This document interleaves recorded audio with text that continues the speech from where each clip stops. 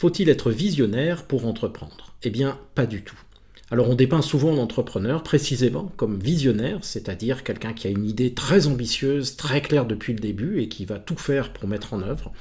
La réalité, c'est que c'est très rarement le cas.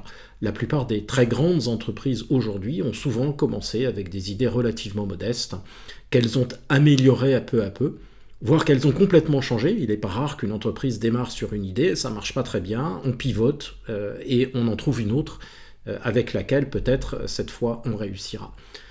Voilà, donc c'est vrai aussi pour les plus grands entrepreneurs, qu'on dépeint souvent comme des visionnaires, mais quand on regarde leurs débuts, eh bien, souvent il y a des choses très modestes, très simples.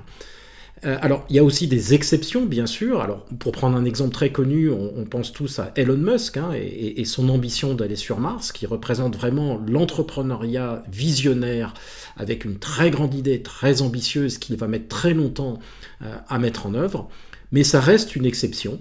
La plupart des entrepreneurs ne sont pas nécessairement visionnaires au début. Donc, il n'est pas nécessaire d'être visionnaire. Vous pouvez parfaitement démarrer avec une idée très modeste et réussir très bien avec cette idée très modeste en l'améliorant progressivement. Donc si vous n'êtes pas visionnaire, vous pouvez quand même non seulement entreprendre, mais réussir votre création d'entreprise.